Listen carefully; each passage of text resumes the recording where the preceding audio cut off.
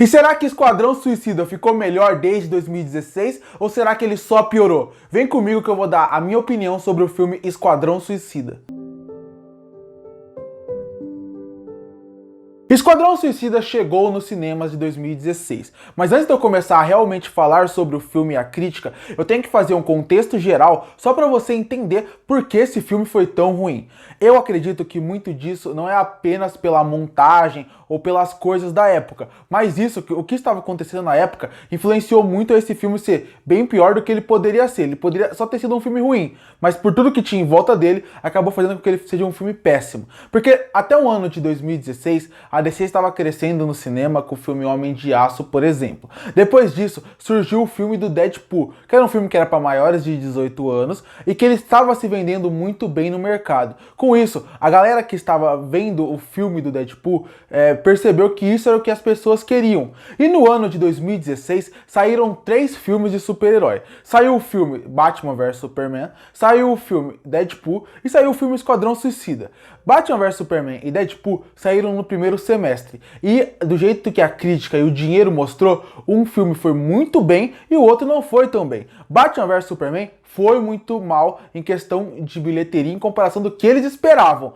E também em crítica não foi tão bem. Já em Deadpool foi considerado um extremo sucesso e arrecadou muito mais. Com isso, os executivos chegaram lá e pediram que o Esquadrão Suicida fosse mais Deadpool. E com isso, eles mudaram completamente a galera da montagem e edição do filme pra galera que tinha feito os trailers do Esquadrão Suicida, que tinha empolgado tanto o público lá atrás. E aí é que entra o primeiro problema do filme, a sua montagem. Quando você coloca uma galera que tá conhecida por fazer trailers dentro do seu filme, não quer dizer que eles vão conseguir fazer com que o filme fique bom. Eles não estão acostumados a fazer um longa-metragem, estão acostumados a fazer trailer. E tudo bem, eles conseguem entregar uma coisa muito boa no começo do filme Esquadrão Suicida.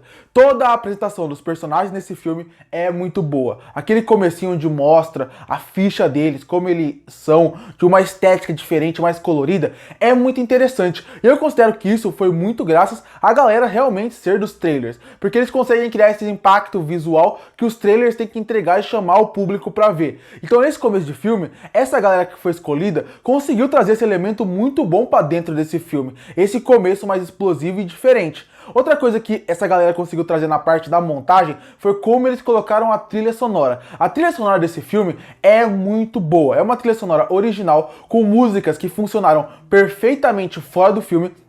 Tanto que tem algumas ali no meio, que obviamente eu não posso colocar aqui por causa do copyright, mas que elas são muito boas e que concorreram a prêmios, foram algumas das mais ouvidas do ano, porque elas são músicas muito boas e que funcionam muito bem. Também vale destacar a escolha do diretor nessa parte da trilha sonora, porque a trilha sonora conversa perfeitamente com o estilo do diretor. Mas o diretor, se ele for muito bem por causa da trilha sonora, pelo resto eu acho que ele não entendeu muito bem o que ele queria do filme. Visivelmente esse filme tem um conflito entre essa montagem feita pela galera do trailer, com a estética do diretor, com o que os produtores queriam. Porque a montagem, como eu falei, começa a ficar meio perdida, meio confusa, cenas que eram para ser cortadas não foram cortadas e ela entra no embate com o que o diretor conversa. Porque enquanto a montagem estava querendo fazer um filme mais divertido, com piadas mais pesadas, como assim como eu falei lá atrás, era para ser um Deadpool da DC, que eles queriam, que os produtores queriam. Por outro lado, o David Ayer, que é o grande diretor desse filme,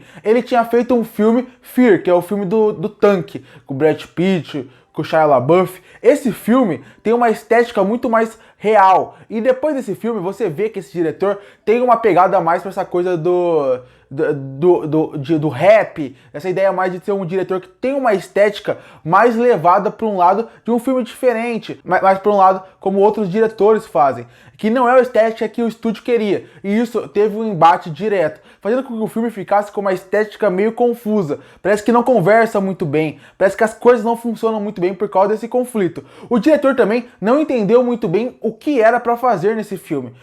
Tudo bem, a gente pode julgar o visual dos personagens, como por exemplo do Coringa, que não me agrada, mas por exemplo, eu acredito que ele tentou fazer com que esse filme fosse muito maior do que ele deveria ser, porque a premissa do filme é muito boa. Essa ideia de você juntar vilões para ter que parar uma coisa que nem o governo quer parar, é aquela missão Black Ops, é muito interessante, mas o problema é, você precisa que essa coisa seja ou totalmente galhofa, fora da casinha, Ou você precisa que o seu filme seja algo mais no pé no chão, uma Missão Impossível, uma coisa que você vai lá e mate um governador, alguma coisa. Você tem que fazer isso pro filme funcionar. E o David Ayer não entendeu isso. Ele quis fazer um filme sério e grandioso, algo que não combinava muito bem com esses personagens. Com isso, algumas cenas são muito ruins, muito mal dirigidas. Eu não acho que a ação do filme funciona. Eu também acho que em vários momentos o filme cria várias incoerências que não fazem sentido. Por exemplo, tem uma cena que tem vários militares que estão invadindo uma cidade para parar um bicho.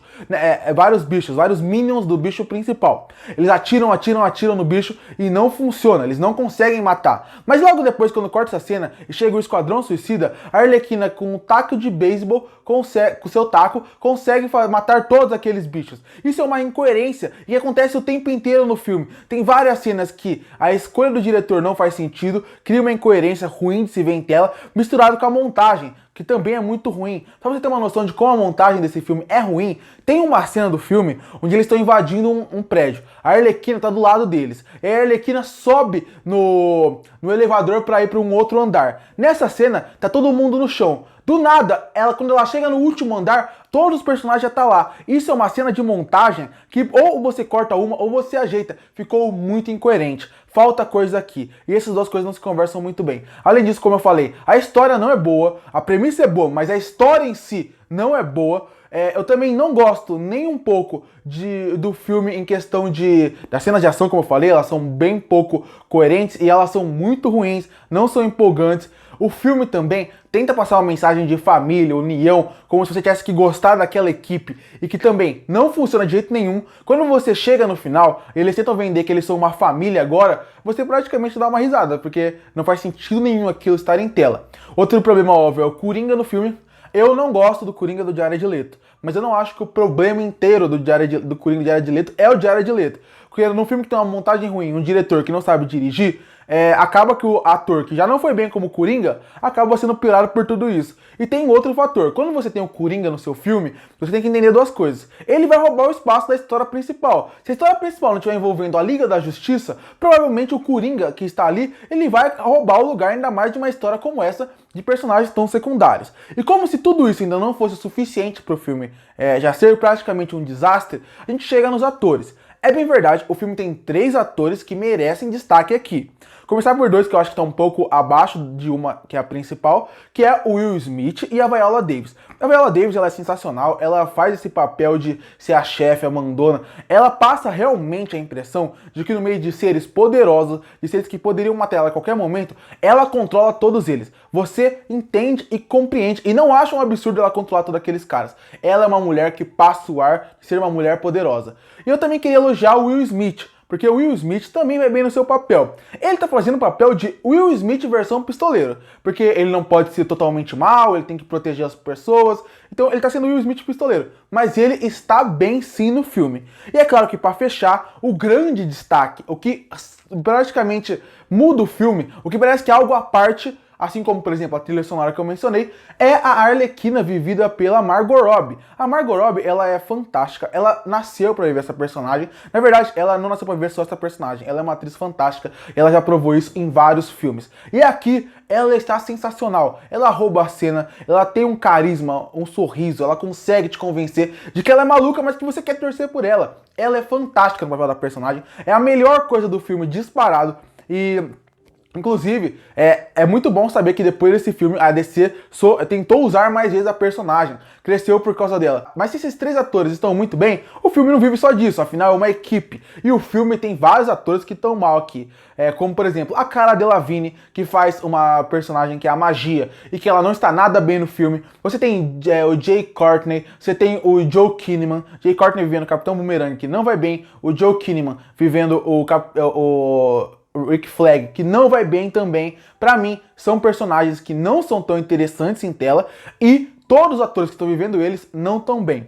Só pra fechar a crítica, só queria falar que o Batman tá nesse filme também e eu acho todas as cenas envolvendo personagens muito ruins. não condizem com o personagem e, eu digo mais, é umas cenas que são bem incoerentes e que não precisava ser o Batman ali. Ele tá ali só pra fazer um fanservice e quando ele aparece, ele é muito incoerente em quase todas as cenas. Nas cenas envolvendo Batman, Coringa e Arlequina, ele até que vai bem, mas nas cenas que envolvem Batman e principalmente o Pistoleiro, é uma incoerência absurda que incomoda quem gosta do personagem. Concluindo, Esquadrão Suicida de 2016 é uma bagunça. É uma bagunça na montagem, é uma bagunça na história, é uma bagunça na direção, é uma bagunça nos atores que estão envolvidos aqui. Esse filme só não vai receber uma nota mais baixa porque eu acredito que a Arlequina merece um ponto só pra ela, pelo destaque pra como ela é uma vida diferente dentro desse filme de tão incrível que ela tá, e pelo comecinho do filme, aquela parte que eles introduzem os personagens e a trilha sonora. Por esse motivo, o filme não ganha uma nota mais baixa, mas de modo geral, é um filme que eu não recomendo que ninguém veja. E até a DC entendeu isso, tanto que ela vai fazer um soft reboot para que as pessoas esqueçam que esse filme de 2016 existe. E por isso que eu fecho Esquadrão Suicida de 2016 com uma nota 2 de 10. Curte para fortalecer o canal, se inscreve para não perder os próximos vídeos. E aí, o que você acha do filme Esquadrão Suicida? Você gosta? Você não gosta? Que nota você daria para ele? Comenta aqui embaixo e eu volto no próximo vídeo.